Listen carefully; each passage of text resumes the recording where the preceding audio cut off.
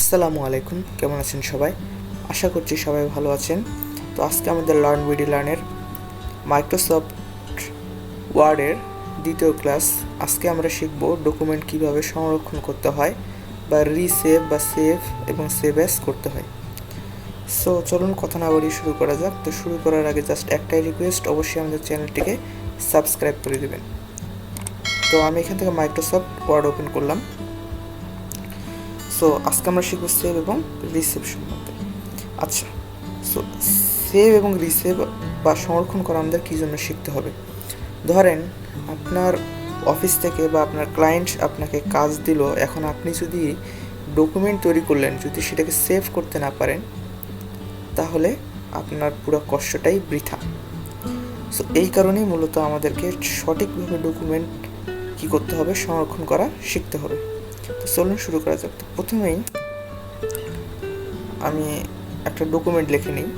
এটা কেটে দেওয়ার পর আমি জাস্ট একটা ডকুমেন্ট লিখে নেব। সো ধরেন আমি এখান থেকে একটা ডকুমেন্ট লিখে দিলাম। স্যার এখান থেকে কালারটা অন্য হয়ে গেছে, এটা কোনো ব্যাপার না। সো দেখতে পাচ্ছেন আমি এখান থেকে একটা ডকুমেন্ট লিখলাম। ধরেন এই ডকুমেন্টটা লেখার পর এখন আমাকে এটাকে সেভ করতে হবে। সো সেভ করবো কীভাবে? তো সেভ করার জন্য ইজি একটা ওয়ে আছে। এখান থেকে ফাইলের উপরে আপনি ক্লিক করবেন, ফাইল মেনু, তারপর এখান থেকে দেখবেন একটা সেভ অপশন আছে, সেভ অপশন। সো সেভের উপর ক্লিক করলে এখান থেকে আপনার তিনটে অপশন আসবে। দেখেন ওয়ান ড্রাইভ, চারটে option, OneDrive, this PC, add place এবং ব্রাউজ।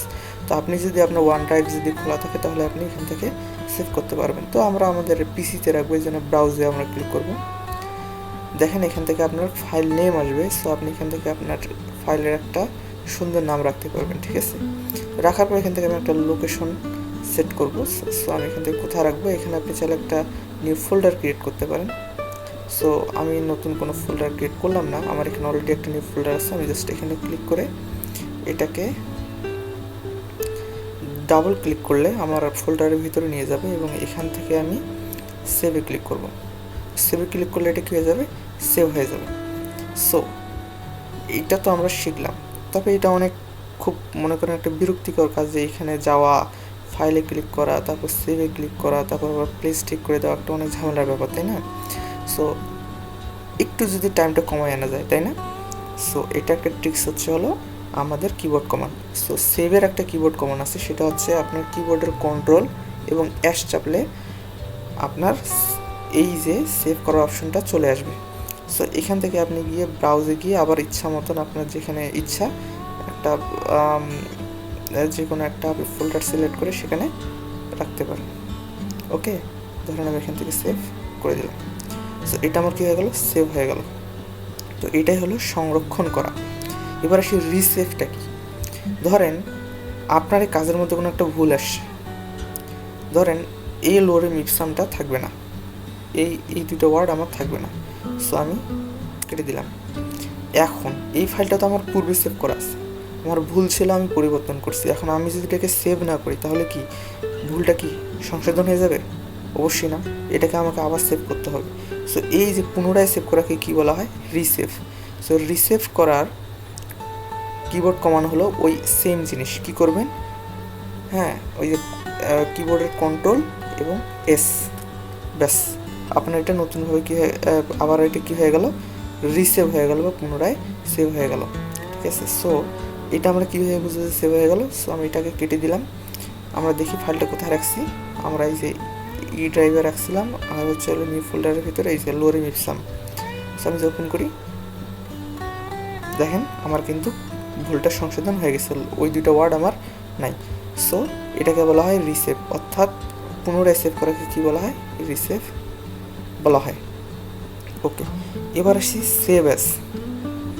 সেভ অ্যাজটা কি?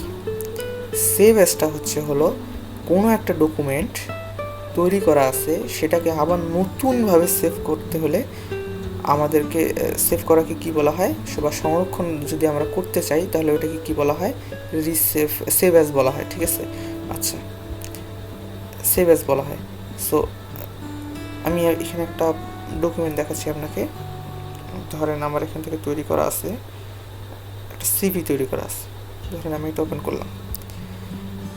ধরেন এটা একটা সিভি ফরম্যাট, এটা আপনার কম্পিউটারে বা ডিভাইসে আপনার সেভ করা আছে। এখন কেউ এসে আপনাকে বলল যে ভাইয়া আমাকে একটা সিভি বানাই দেন, ঠিক আছে। সো আপনার কাছে তো পূর্বে থেকে একটা সিভি ফরম্যাট তৈরি করা আছে, আপনি তো নতুনভাবে একটা সিভি লিখে দিতে পারবেন না, এতে অনেক টাইম লেগে যাবে, তাই না। সো আপনার কাছে একটা সিভি ফরম্যাট আছে, ধরেন আপনি তার এটা করবেন, ওইটা এডিট করে তাকে দিয়ে দেবেন। সো ধরেন আমি এখান থেকে লিখলাম নামটা, ধরেন আমি পরিবর্তন করলাম, সরি, আর তার ধরেন আমি নামটা পরিবর্তন করলাম সাপোজ। আচ্ছা, আমি নাম পরিবর্তন করলাম। এখন আমি যদি রিসেভ করি, Ctrl+S চাপ দিই, তাহলে আমার কী হবে, পুরো সিভির যে ফরম্যাটটা আছে সেটা নষ্ট হয়ে যাবে, তাই না। তার মোবাইল নাম্বার, তার ইমেল সব আমার ফরম্যাটের মধ্যে চলে আসবে। সো আমি কি চাবো আমার ফরম্যাটটা নষ্ট হোক? অবশ্যই না। আমার ফরম্যাট আমার মতো থাক, আমি তার যে ডকুমেন্টগুলো টাইপ করছি এগুলা নতুনভাবে সেভ করব। সো এইটাকে সেভ করাকে, এই যে নতুনভাবে সেভ করব, এটাকে সেভ করার অপশনটা কি, সেভ অ্যাজ।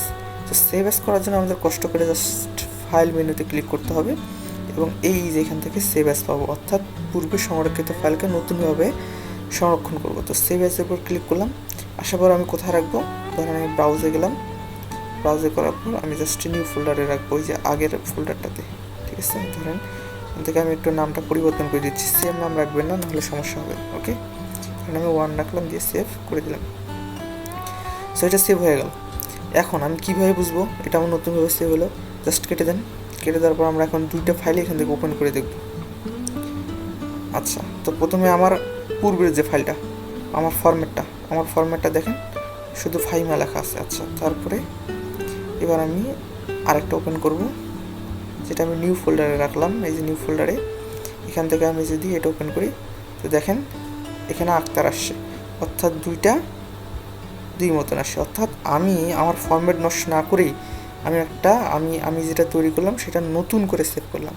সো এটাই হচ্ছে সেভ অ্যাজ, অর্থাৎ পূর্বে সংরক্ষিত কোনো ডকুমেন্টকে বা ফাইলকে নতুনভাবে সংরক্ষণ করাকে কি বলা হয়, সেভ অ্যাজ বলা হয়। আচ্ছা, সো এটাই হলো আজকে সেভ, রিসেভ এবং সেভ অ্যাজের ক্লাস। সো আশা করি আপনারা সবাই বুঝতে পেরেছেন। যদি কিছু না বুঝে থাকেন তো অবশ্যই আমাদের কমেন্ট করবেন এবং আমাদের টেলিগ্রাম চ্যানেলে জয়েন হয়ে যাবেন, ঠিক আছে। সো আমি আপনাদের হেল্প করার চেষ্টা করব। তো আজকে এই পর্যন্তই, ধন্যবাদ।